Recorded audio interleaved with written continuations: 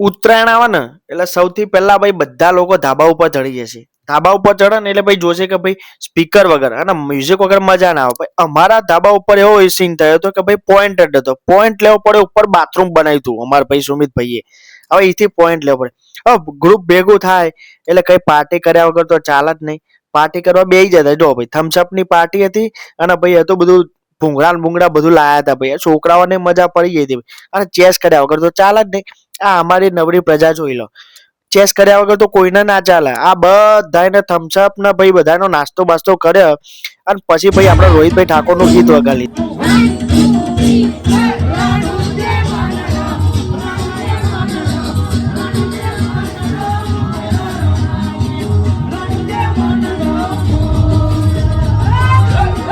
અને આ વખતે પાછું લાયા ભાઈ આ મહિલા માટે લંગસિયા બાજી લાયા. જો આ લંગસિયા વાળી ચાલુ કરી ધાબા ઉપર બપોરે નવરી પ્રજાઓ બેહીને આ લંગસિયા કરી નાખે. અને પછી તો જેવી રાત પડે ને આ લોકોના નખરા ચાલુ થઈ જાય. આ લોકોએ જે ભૂંગળા વગાડ્યા છે ને ભાઈ આખું ગોમ ગજવી નાખ્યું હતું. ભૂંગળા વગાડી હોમે વાળા ધાબા વાળા તે મંડ્યા હતા ને આ લોકોએ મંડ્યા હતા.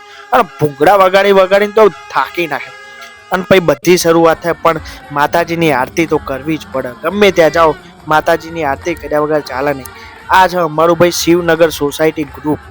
ભાઈ ગમે ત્યાં હોય ને હસતી ખુશતી ભાઈ મોતથી જ રહેવાનું અને મોતથી જ ફરવાનું.